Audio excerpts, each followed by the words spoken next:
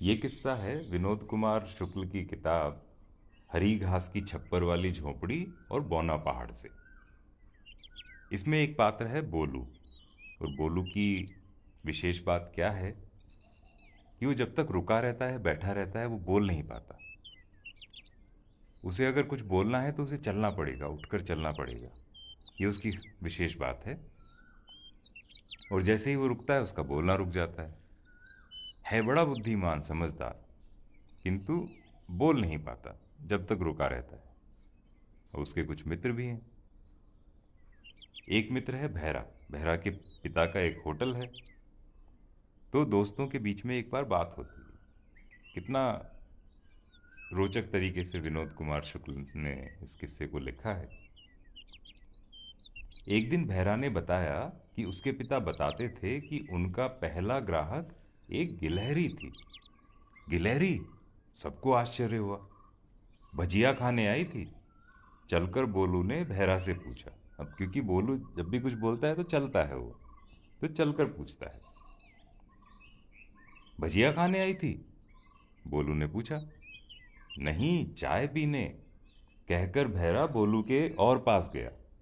अब क्योंकि बोलू तो चल चुका था थोड़ा सा, तो भैरा को उसके पास जाना पड़ा। भैरा उसका मित्र है। साथ में दो लड़के बीनू और प्रेमू और एक लड़की कूना भी थी। कूना सबसे छोटी थी।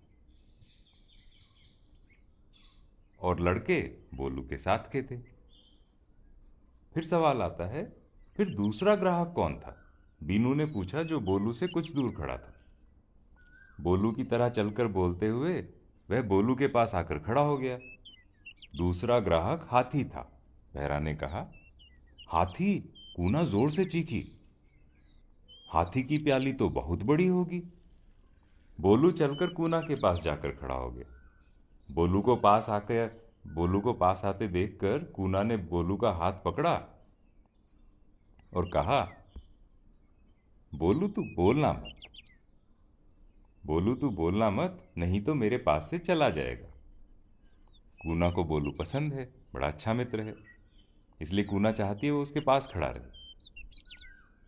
बोलू बड़े प्रेम से बोलता है, नहीं बोलूंगा।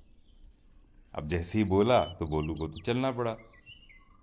तो कूना से दूर प्रेम के पास चला गया, जो प्रेमू उसका मित्र है। कूना क्या करे, कूना बोलू के पास जाकर फिर से खड़ी हो जाती है। प्रेमू पूछता है, हाथी की प्याली तो बाल्टी के बराबर होगी। वही छोटी प्याली। बहरा कहता है, प्याली तो वही छोटी है, प्याली भरकर भी नहीं। बस हाथी छोटी प्याली से चाय पीता है। पिताजी कहते हैं, प्याली को पूरा मत भरा करो, तश्तरी में चाय नहीं गिरनी चाहिए। बहरा समझाता है। इतने में कूना बोलू का हाथ पकड़े पकड़े सवाल पूछती, क्योंकि उसे पता है कि अगर बोलू बोलेगा तो चला जाएगा।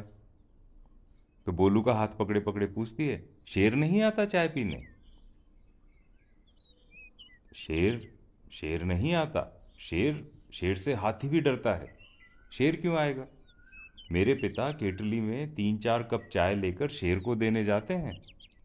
शेर अपनी गुफा में चाय पीता है। जब पिता लौटकर आते तो बड़े खुश रहते, जाते समय उतने खुश नहीं रहते थे। बहरा बोलू की तरह बोलते हुए चल रहा था।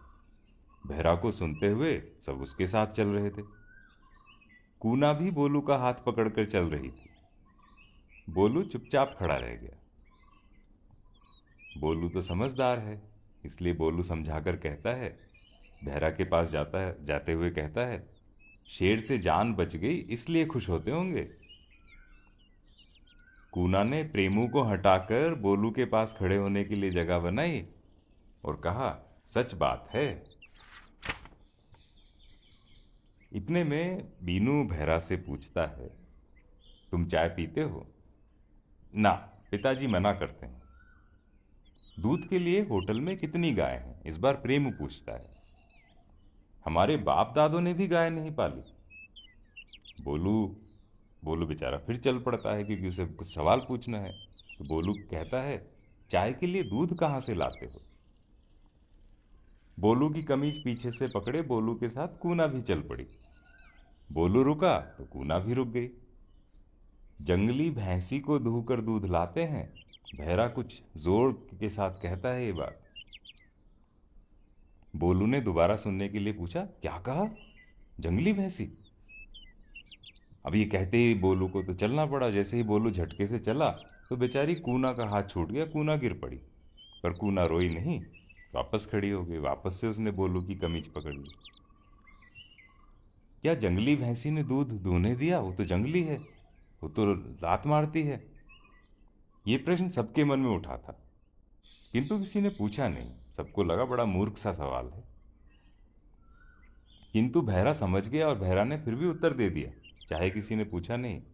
बहरा ने उत्तर दिया कि शेर के लिए चाय बननी है तो डरकर जंगली भैंसी भी तैयार हो गई होगी। शेर से कौन नहीं डरता? तो जंगली भैंसी ने चुपचाप से दूध दे दिया। तो ये छोटा सा किस्सा है इस किताब में। इस तरह के बहुत सारे छोटे छोटे किस्से हैं, बड़े प्यारे से। और विनोद कुमार शुक्ल की तो अपनी अदा है इन बातों को बड़े रोचक तरीके से लिखने की।